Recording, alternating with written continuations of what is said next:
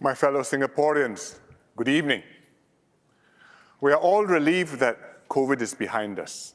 Life as we knew it has resumed. And COVID-19 was the most challenging ordeal for our nation since independence. We can all be proud of how we pulled through together.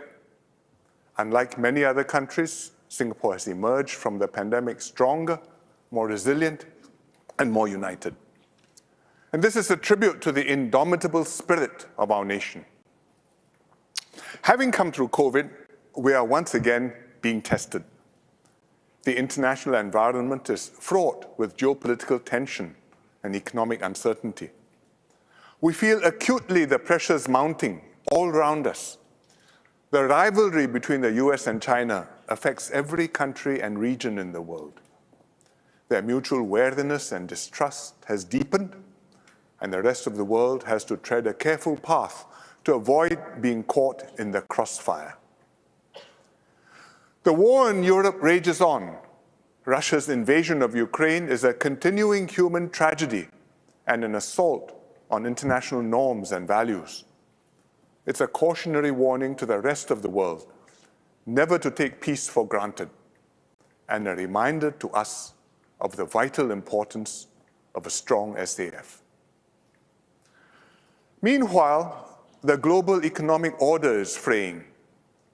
Globalization is weakening. Supply chains are splitting up. Countries are layering on multiple protectionist measures.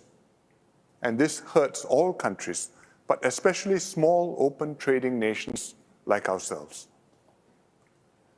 With global warming, the world is also experiencing more extreme weather. From China to Japan to Europe and the US, no region is spared from floods and droughts, heat waves and wildfires. This will affect food production and prices worldwide. We have not fully felt it in Singapore yet, but it is coming. Economically, Singapore is keeping up. We expect positive economic growth this year.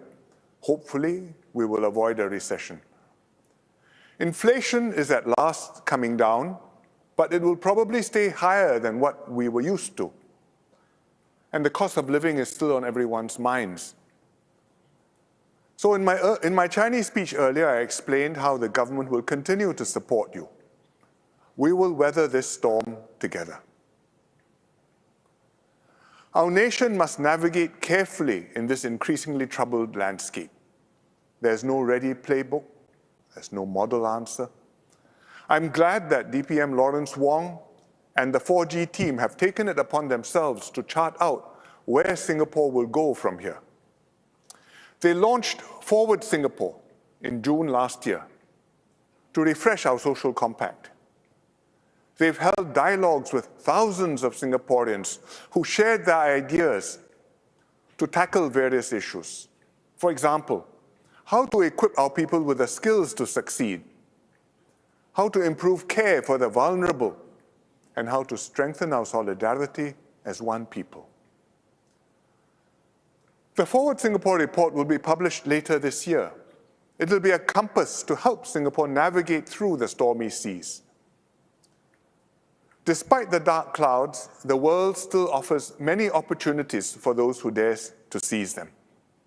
In my Malay speech just now, I spoke about promising new sectors, such as the digital economy.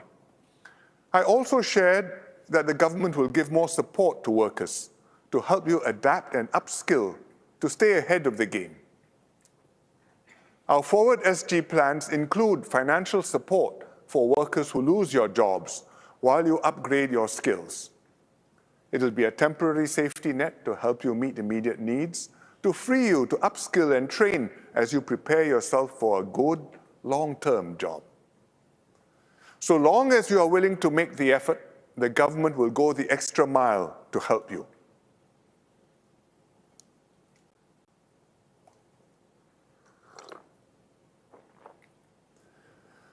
Financial concerns are top of mind, not just for younger workers, but also the older ones. These concerns become more urgent as we approach retirement. especially for those in their 50s and early 60s. Let us call them the young seniors. Young, because you are younger than the Pioneer generation and the Merdeka generation. Seniors, because you will soon retire, or maybe you have recently retired.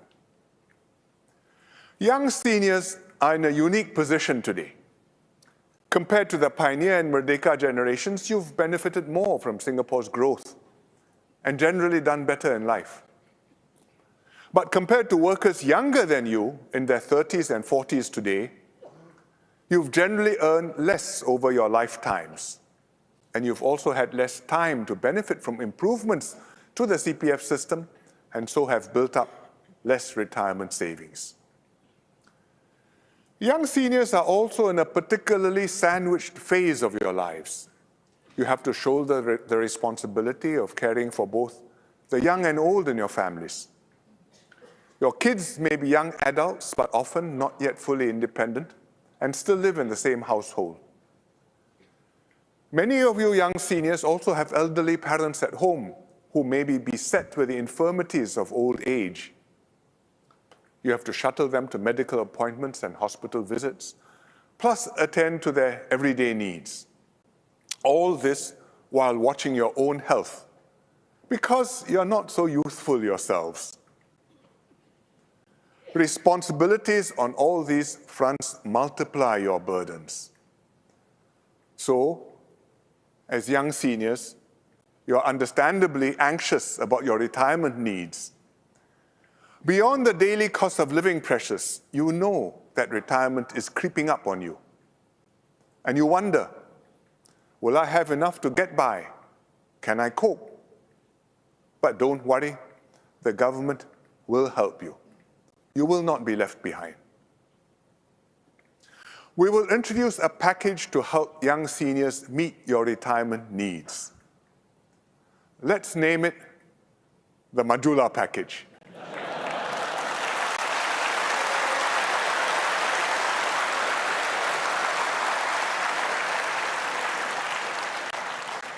This will be for Singaporeans who are 50 and above this year.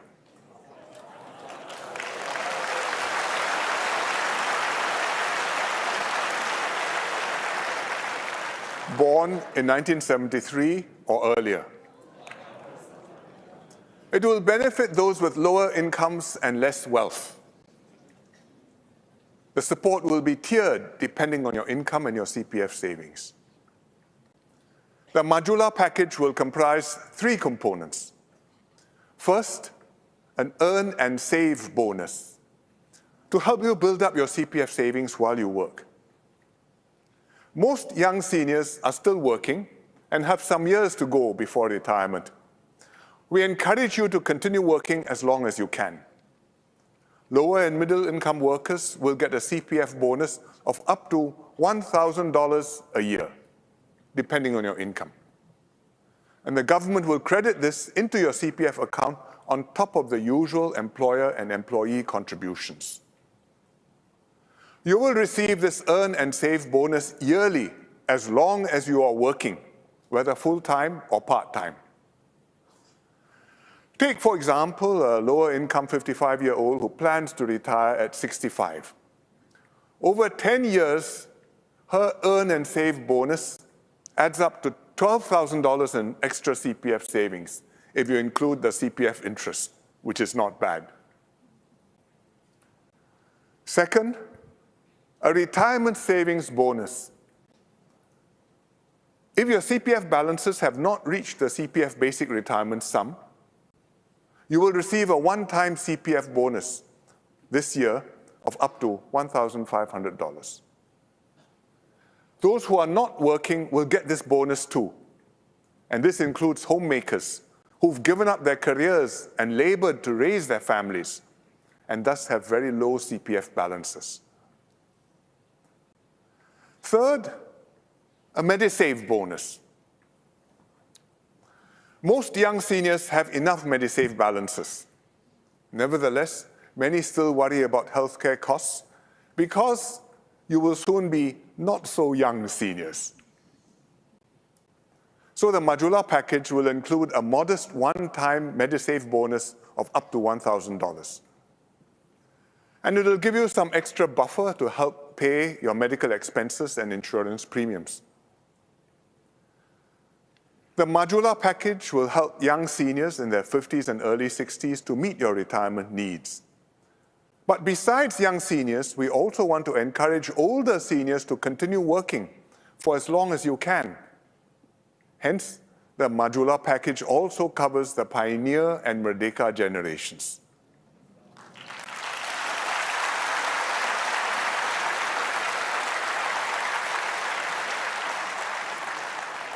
I think quite a few here belong to the Pioneer and Merdeka generations. Let me say to you, if you are PG or MG, if you are still working and you meet the income criteria, you too will receive the Earn and Save bonus as long as you're working. If you are not working, you can still get something from the one-time retirement savings bonus and MediSave bonus. And this will be in addition to the PG or MG benefits that you are already receiving and will continue to receive. Think of this as a 58th National Day present.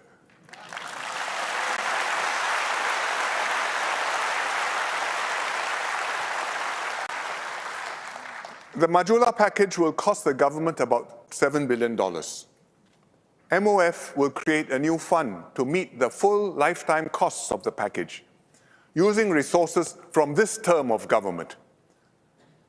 We will honor this commitment without burdening future generations.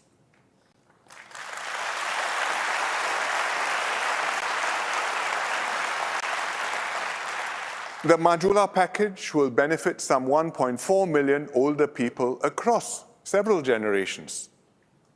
We will also be enhancing existing schemes like Silver Support, Workfare, and the Match Retirement Savings Scheme. And the details akan datang will be announced next year. Taken together, these improvements will help seniors to meet basic retirement needs, especially for lower and middle income Singaporeans, so that you can have greater peace of mind in your golden years.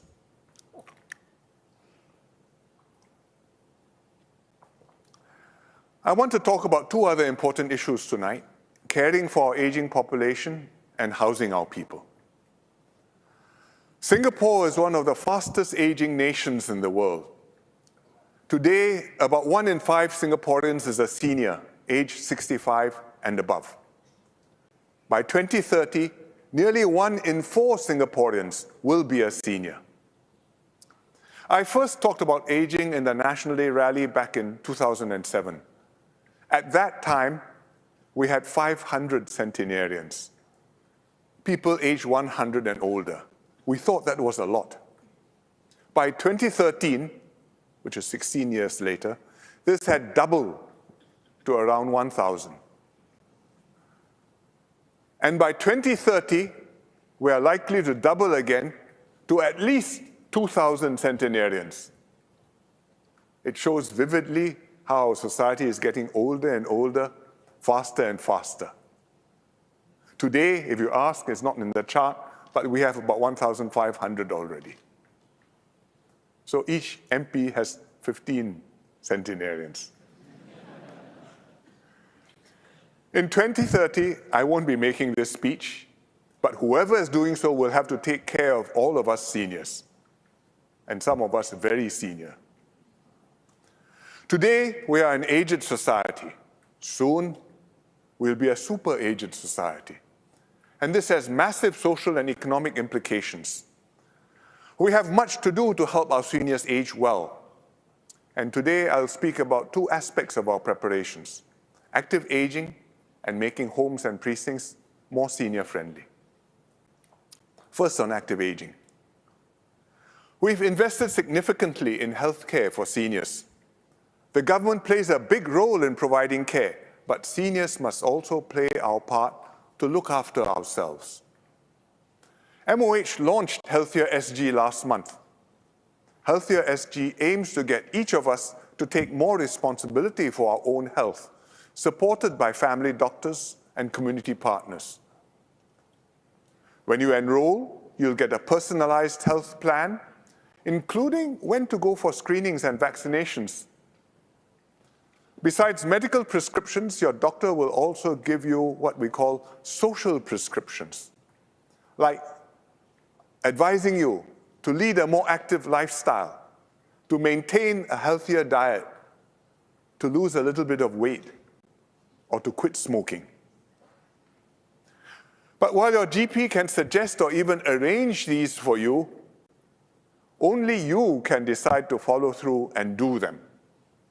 But please do so. Prevention is always better than cure. My wife and I have signed up, and I encourage all seniors to sign up for Healthier SG when you get the invitation from MOH. Beyond Healthier SG, how else can we help Singaporeans to age well? It's not just about fending off sickness.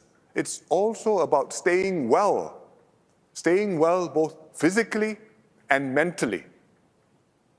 Because mental illness is just as important as physical wellness. Mental wellness is just as important as physical wellness. One of the biggest threats to the well-being of seniors is loneliness. Today, many seniors are living alone. They risk becoming socially isolated. Their spouses may have passed on. Their children are probably living elsewhere with their own families. So it's important that somebody keeps regularly in touch with them. And it's also important that they keep active and have a social network for mutual support. During COVID, many old folks were stuck at home, unable to go out for their usual activities.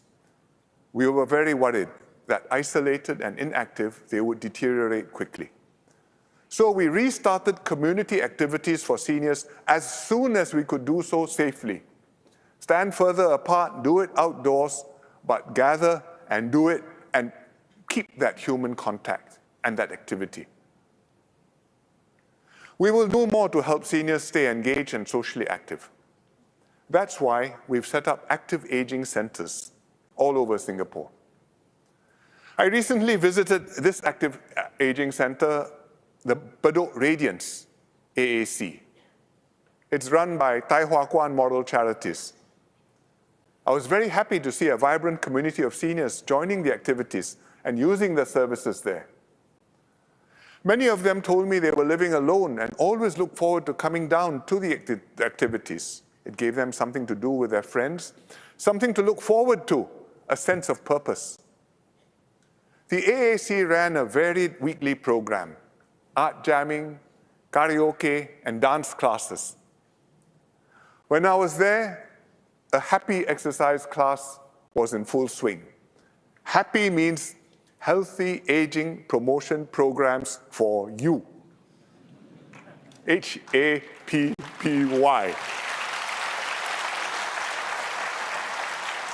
And the seniors looked happy, but some of them were not so well.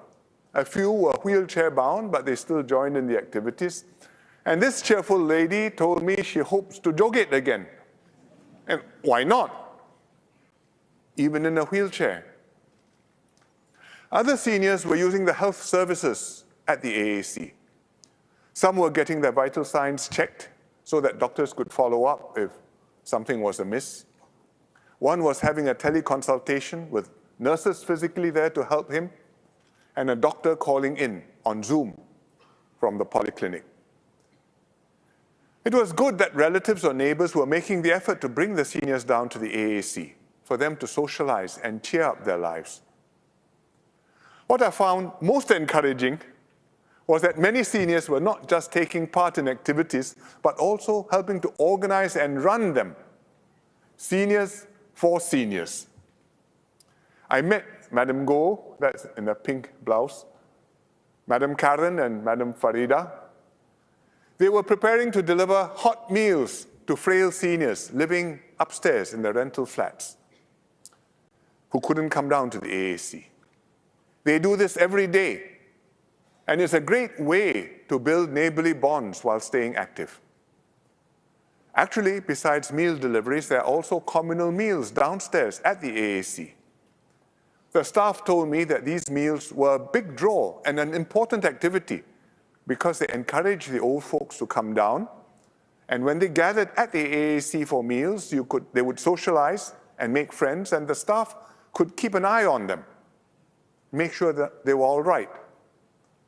I also discovered that these meals are actually cooked by the seniors themselves, at least some of the seniors themselves. These three makciks, Madam Amina on the left, Madam Rosna, and Madam Fatima, they use their Skills Future credits to attend a food hygiene preparation course so that they could cook meals for their fellow seniors. Madam Fatima told me they use less salt and sugar in their cooking to make it a healthier choice. Then I tasted her chicken curry, and I said, you must have used santan. Coconut milk, she says, no, she uses normal milk, but it tasted just as good, sedap sekali. I had a second helping.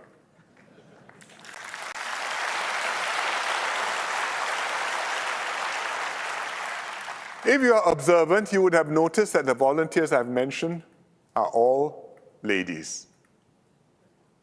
But we are starting to see more male seniors coming down to the AACs. The centers are introducing more activities that interest men, such as jamming, or even something simple like a cafe corner where the uncles can catch up over a coffee. There'll be something for everybody at the AACs. I was very heartened by my visit to Bedok Radiance AAC. I believe that the network of AACs across Singapore will be a valuable resource for seniors to stay active and healthy. We will invest to expand the network and work with community partners to enhance the AAC's services and reach. If you have elderly family members, and especially if they're living on their own, please bring them to join an AAC nearby. And if you're a senior yourself, I strongly encourage you to join a center near you because many seniors are having a good time there. Take the first step towards active aging so you can live well and age well. Be like Madam Wong here. This is Madam Wong. She is 97, still going strong, still playing mahjong, and I'm told that she is sitting pretty with her hand of tiles. Besides encouraging active aging, we'll also make our HDB homes and precincts more senior-friendly. Many seniors have told us they want to live out their golden years in their own homes and neighborhoods. It's a familiar environment, a cozy sanctuary, and they have established deep roots and meaningful friendships. And this is a very good thing. We will help as many seniors age in place as we can. We need to make a few moves to realize this. First, we'll make your homes more senior-friendly. Today, under the EASE program, this is the enhancement for active seniors, you can install fittings like ramps to help you get in and out of your homes. In toilets, you can install grab bars and make the floors slip-resistant for safety. Soon, seniors can choose from an expanded suite of fittings under EASE 2.0. For example, you can have foldable shower seats. You can have your toilet entrances widened so that if you or your spouse needs a wheelchair, your wheelchair can be brought into the toilet. And life can be safer and much more convenient. Secondly, we'll make it safer and more comfortable for seniors to move about their neighborhoods. For example, we will revamp streets and linkways frequented by seniors. We will build more shelters and rest points, also more therapeutic gardens, fitness trails, and exercise machines to encourage seniors to stay active. The roads will be made more pedestrian-friendly. For example, longer green man signals to give seniors more time to cross the road. So you see down here, 36 seconds. The motorcycles and cars have to wait. Doesn't matter. Old folks' safety is important. This is their home, their area. We put them first. Barrier-free ramps and raised zebra crossings so that wheelchair users can cross over without having a step to go down and a step to come back up again at the curb.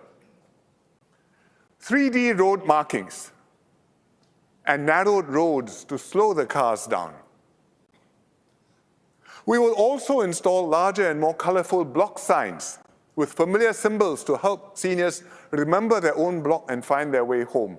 So this is not where the satay stall is.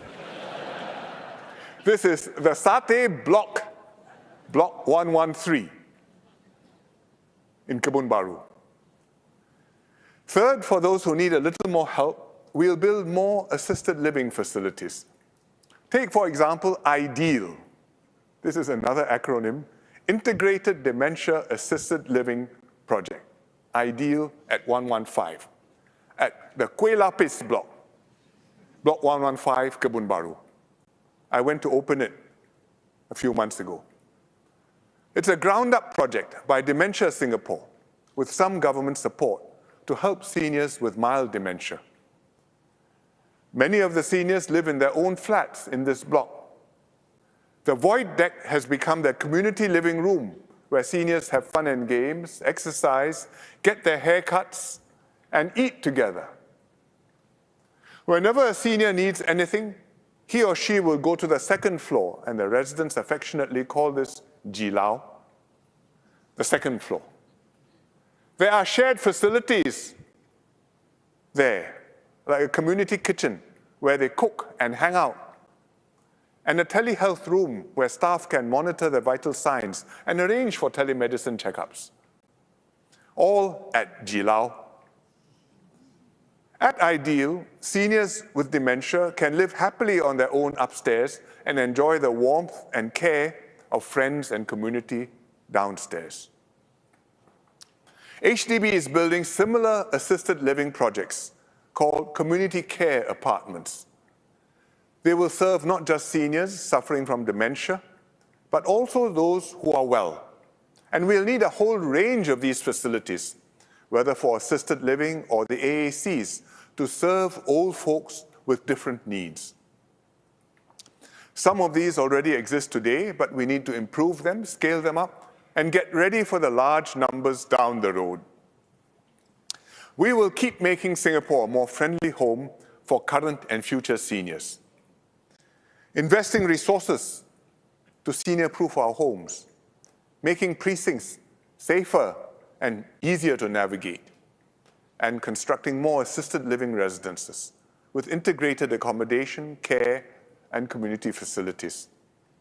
And we'll do this across Singapore, starting with the towns with the most seniors, like Ang Mo Kio and Bukit Merah.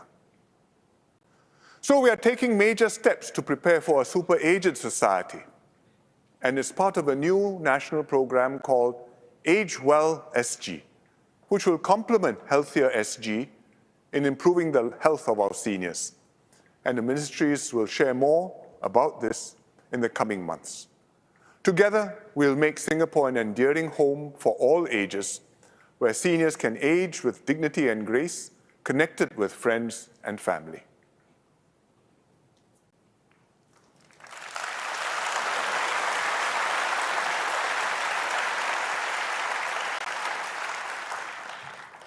Now I want to speak about public housing.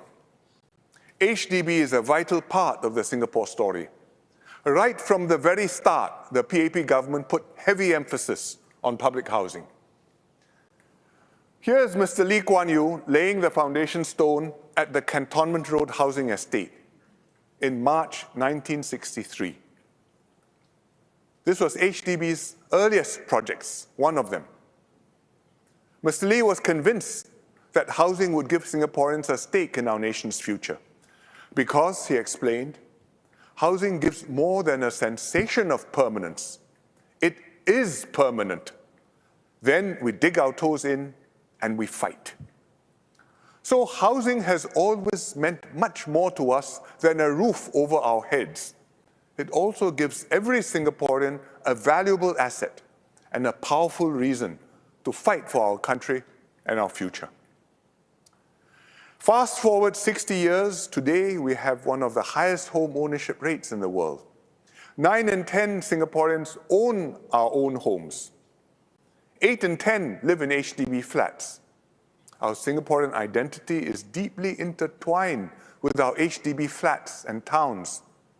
These are homes we are proud to own, neighborhoods we raise our families in, and communities we build together. Over the decades, the government has kept housing affordable and accessible for Singaporeans. We price HDB flats at a substantial discount below their market value. We also provide a wide range of generous grants to first-timers, families, and the lower income. COVID disrupted our public housing program. BTO projects were delayed.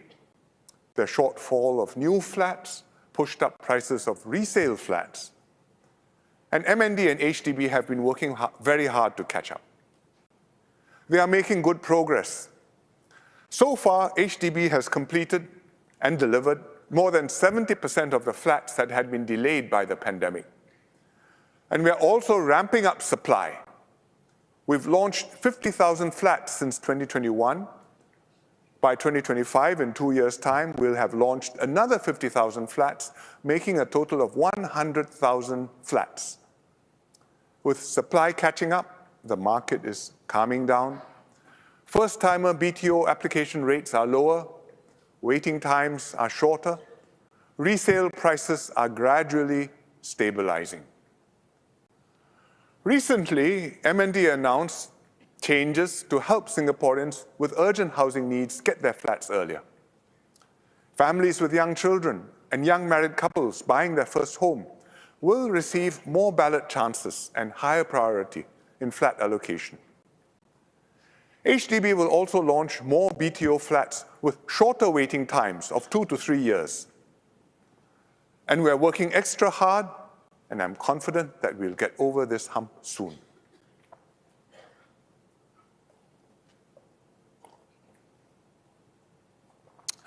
Tonight, I want to look beyond this hump to the longer-term public housing landscape.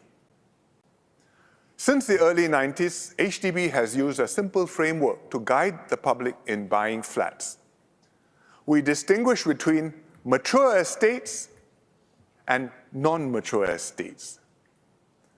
Mature estates are places like Ang Mo Kio, Toa Payoh, or Queenstown.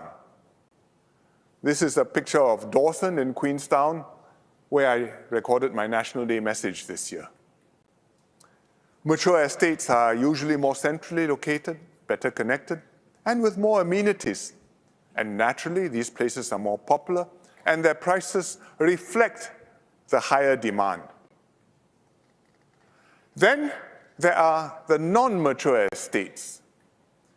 These are less central and further out, like Jurong East and Woodlands and Punggol. What non-mature estates lose in terms of location and convenience initially, they make up for in lower BTO prices. Between mature and non-mature estates, HDB has been able to offer a flat for every household's budget. This framework is easy to understand and has worked well for many years. But our housing landscape is evolving.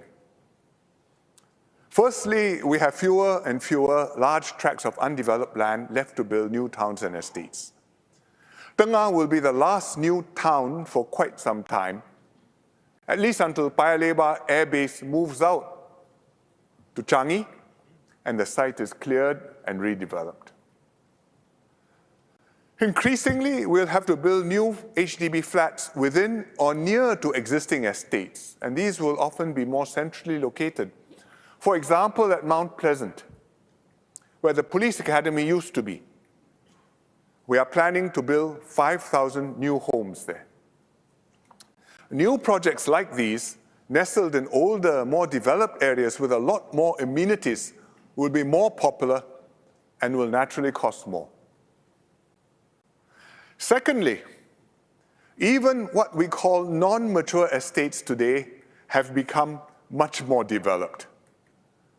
We imagine non-mature estates as being very bare bones, blocks of flats surrounded by empty, barren ground. Our mental image is this photo. And once upon a time, it looked like this. This was Toa Payoh in the 1960s. Toa Payoh doesn't look like this today. But look around you now. Towns like Jurong East, Woodlands, or Punggol. That's not bare bones. These towns have matured and now have excellent connectivity and a full suite of amenities. So the distinction between mature and non-mature estates is blurring. And this is reflected in BTO applications. Some choicer projects in non-mature estates are even more popular than projects in mature estates. And it shows that buyers are discerning. You know when you see a good deal, and what matters to you are the specific attributes of the project, rather than whether we call it mature or non-mature. In future, many more BTO developments will be in estates or locations that are effectively mature. And that means the framework of mature and non-mature estates will no longer work, and we need a new framework. This new framework has to achieve three important objectives. One, it has to keep home ownership affordable to all income groups. Two, it has to maintain a good social mix in every town and every region. And three, it has to keep the system fair for everyone. And here's how we'll do it. For a start, we will keep HDB flat prices affordable. We will gradually provide more housing grants, especially grants that are means-tested, like the Enhanced Housing Grant. This way, lower and middle-income households will get the most support to own their homes. There will always be an HDB flat to meet every budget, and we can maintain a good social mix in every town and region. This will work for most HDB projects, but it will still leave one particular problem, and that is with projects in choicer locations within a region. For example, projects near an MRT station or near the town center. Such flats see the highest demand during BTO exercises. People know that HDB is offering a good deal because these flats will fetch much higher resale prices afterwards. And this turns the BTO exercise into a lottery. Those who are lucky enough to ballot such a flat stand to reap a windfall upon resale. And this will not be fair to the many more who miss out. Take, for example, one recent BTO project, Central Weave at Ang Mo Kio. This is Ang Mo Kio. Let me zoom in. Central Weave is right at the town center. Let me zoom in a little bit more. It's next to the MRT and bus interchange. The market is there. The hawker center is there. Ang Mo Kio hub is nearby. So location, location, location. This is an excellent location. It's a highly desirable project. And HDB's selling price had to reflect these attributes. So the prices for the biggest flats at Central Weave, 5-room and 3-gen flats, range from 700,000+ to 877,000 before grants. Even then, these flats were heavily discounted off their true market value. Some people complained that these prices were exorbitant and unaffordable, and yet these units were heavily oversubscribed. More than 6,500 households applied for just 372 such flats. 17 applicants for every flat. And clearly these applicants must have found the Central Weave project affordable and thought that the prices offered them good value. And no doubt many hoped their flats would fetch strong resale prices later on.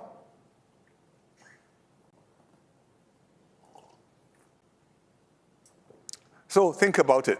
If you are HDB CEO sitting down, confronted with this problem, what will you do? You have a dilemma.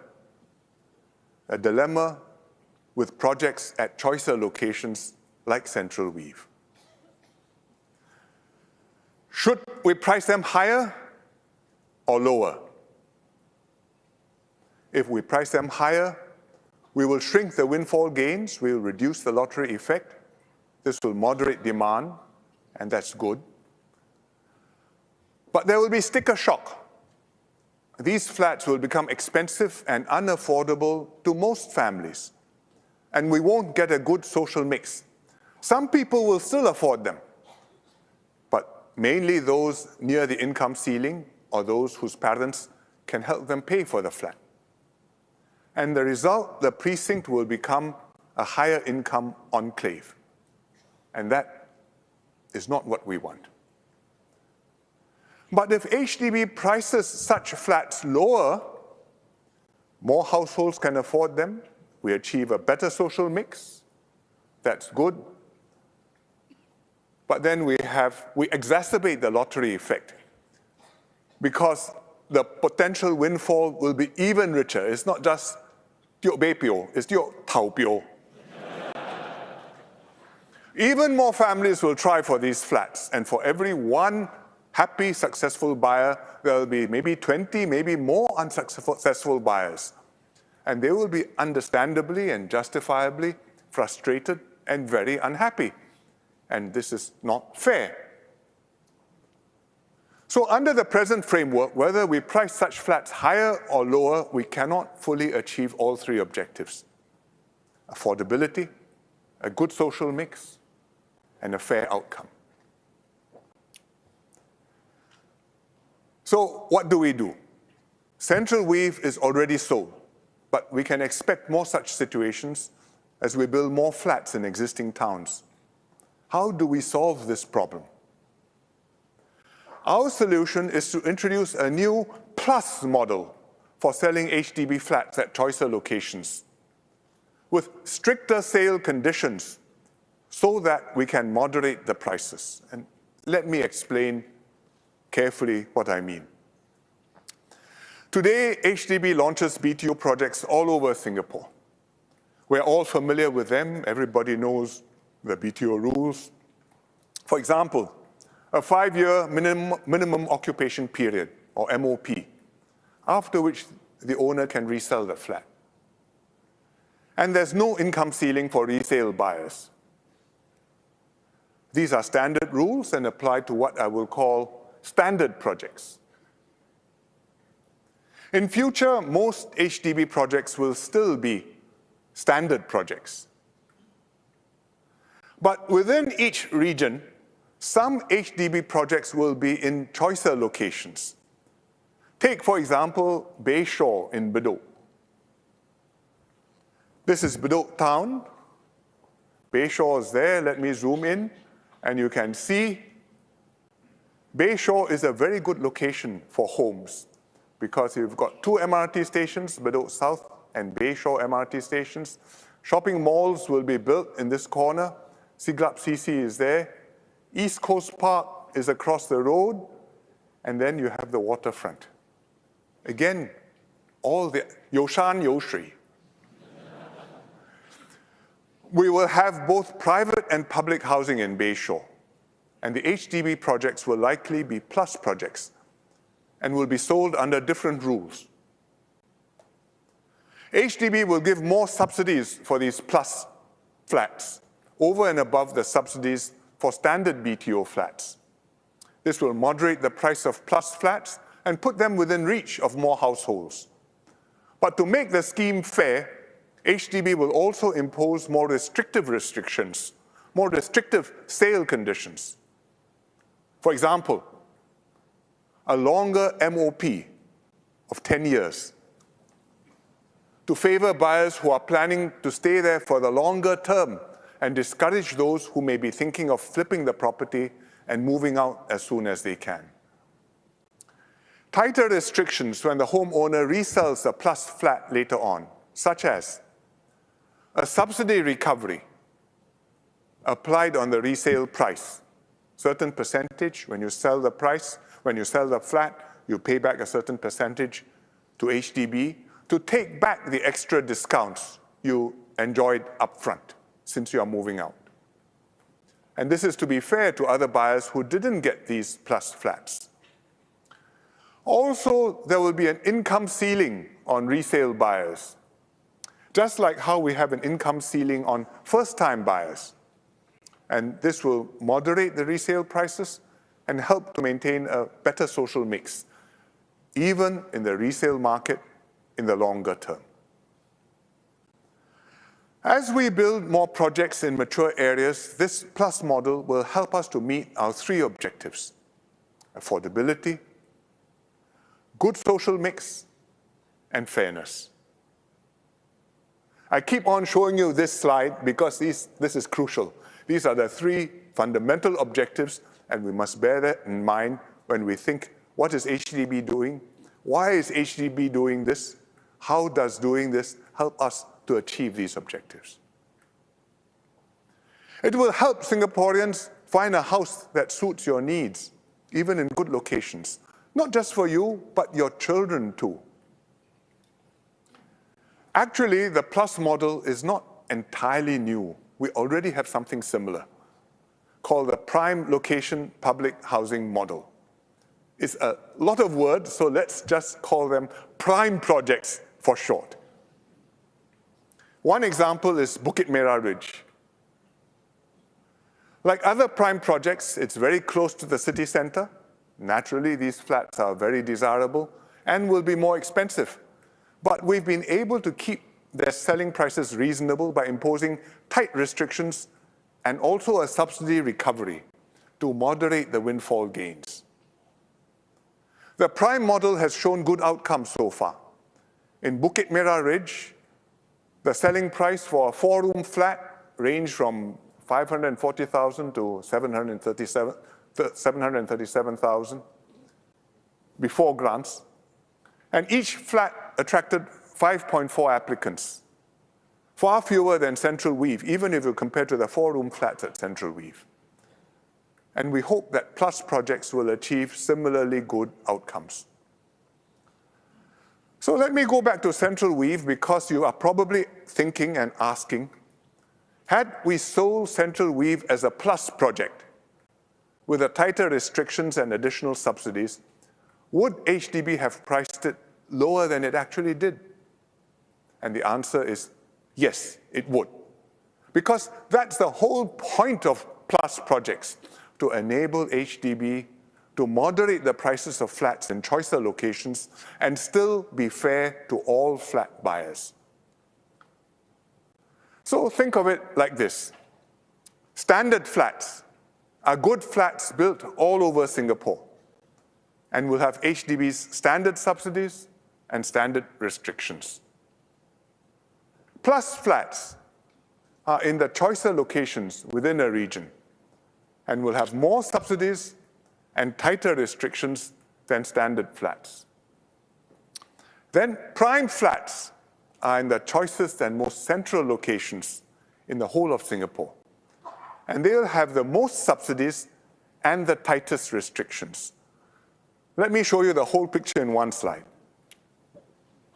The new framework, standard plus prime. Standard island-wide, subsidy standard, restriction standard. That's why we call it standard.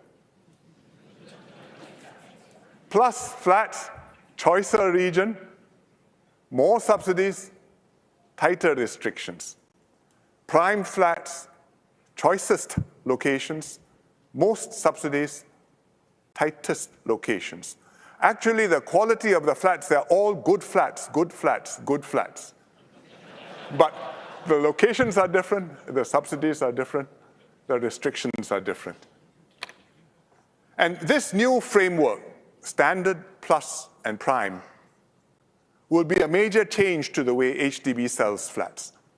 HDB will roll out this framework for all new projects from the second half of next year. It will not affect existing projects.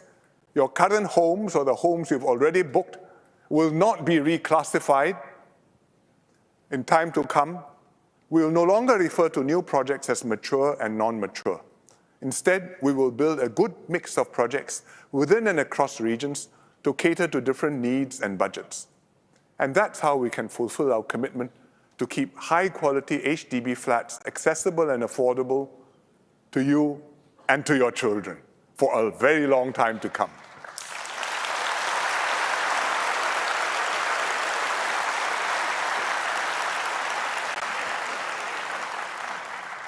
The new framework, Standard, Plus, and Prime, will affect everyone buying a new HDB flat. But there's one special group I want to address, the singles. More and more Singaporeans are choosing to be single. Singles, too, hope to own their homes and have more housing choices. We hear your concerns. Today, first-timer singles can apply for new flats, but only two-room flexi flats and only in non-mature estates. They cannot buy new flexi flats in mature estates. Singles are also not allowed to buy prime flats. These rules are to prioritize our limited supply of flats, but unfortunately, they have restricted singles' choices. And we will do something about this. When we roll out the new framework, singles will be allowed to buy two-room flexi flats across all types of BTO projects, Standard, Plus, and Prime.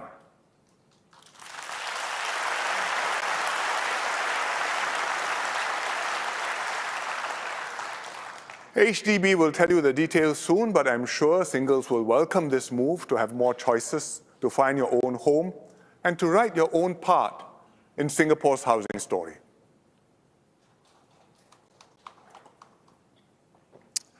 I spoke earlier about the foundation stone that Mr. Lee laid back in 1963. Today, Cantonment Road Housing Estate has been redeveloped into our most iconic public housing project, the Pinnacle at Duxton. But 60 years on, that original foundation stone is still there at the Heritage Garden at the Pinnacle. It occupies pride of place to remind each new generation that our housing program is a vital part of the Singapore story.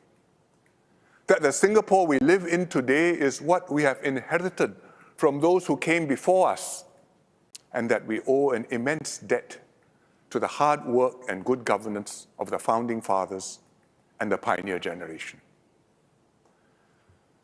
In a few weeks' time, we will be marking the 100th birth anniversary of Mr. Lee Kuan Yew.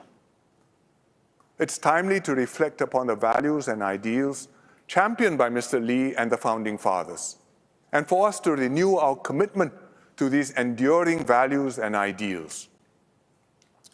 I spoke in my Malay speech earlier about an exhibition now on at the National Museum, Semangat Yang Baru, Forging a New Singapore Spirit. The exhibition tells the story of the birth of our nation. It transports us back to our early years of nation building. It honors the indomitable spirit of the pioneer generation. They dared, they fought ferociously for Singapore, they never gave up. And thus, they turned mudflats into a metropolis and took us from third world to first.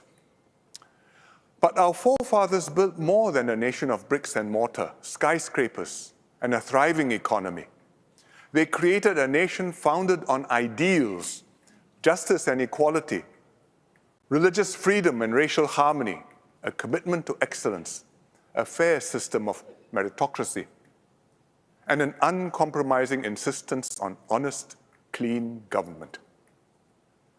Integrity and incorruptibility are fundamental to Singapore. They are the foundation on which we build, we run a clean and effective government and deliver results for Singaporeans. Mr. Lee Kuan Yew considered these the most crucial ideals of all. On his 90th birthday, he came to Parliament to attend the sitting. We celebrated his birthday in the members' room. We were all there. PAP MPs and ministers, opposition MPs led by Mr. Low Teow Kiang, as well as NMPs. Frail and ill, Mr. Lee said just a few words. He spoke only about one thing. He reminded us Singapore must always remain clean and incorruptible, and ministers and MPs have to set the example. Otherwise, he said, we are finished.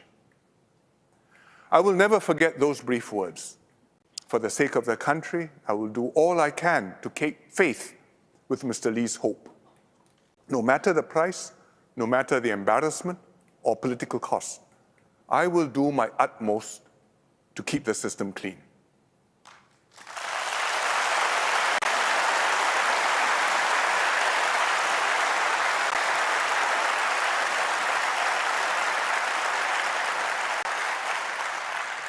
And every generation of PAP leaders must also stand by this. This is what Singapore depends upon. The ideals I spoke about are not just abstract aspirations. They are our compass. They guide every decision we make. They give purpose and meaning to our nation building. They make Singapore stand tall amongst the nations of the world.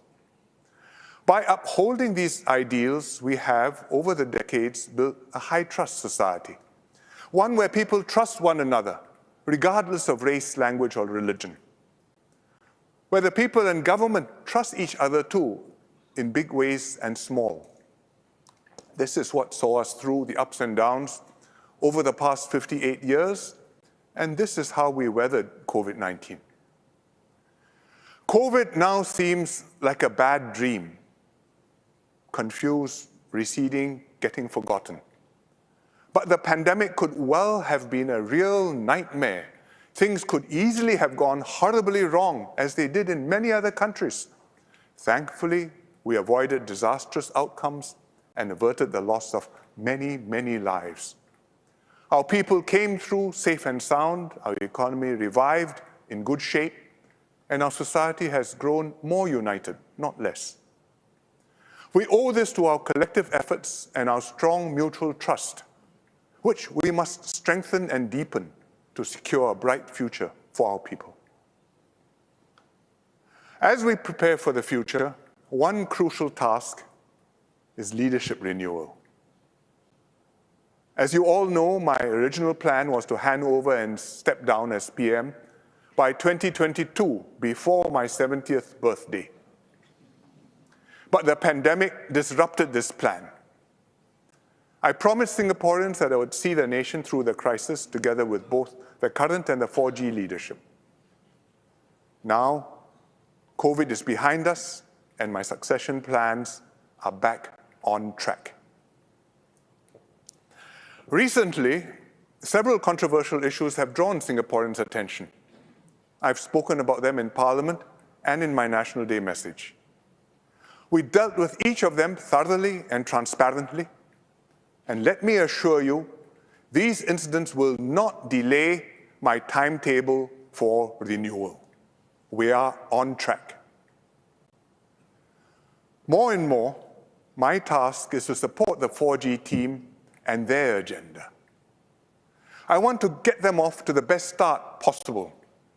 They are increasingly setting the pace. My themes in this rally are all Forward SG themes.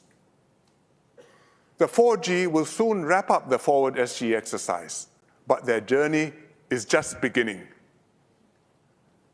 Our nation's future depends on them working as one with you to take Singapore forward. I have every confidence in Lawrence Wong and his team. We share the same core convictions that we are stewards of Singapore, entrusted with the immense responsibility to lead and care for this nation. That our time as stewards is transient, but we are building a Singapore for the ages. And that our best service to this nation is to hand over a better, stronger Singapore to those who follow us.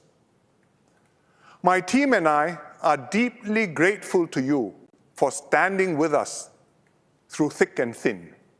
Please give Lawrence and his team your fullest support too, now and after they take over.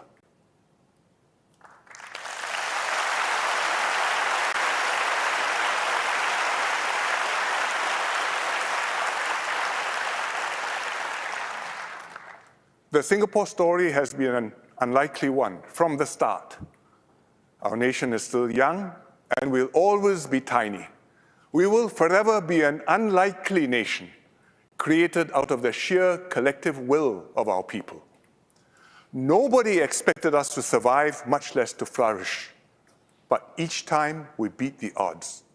Each time we showed the world what Singapore can be. It has been an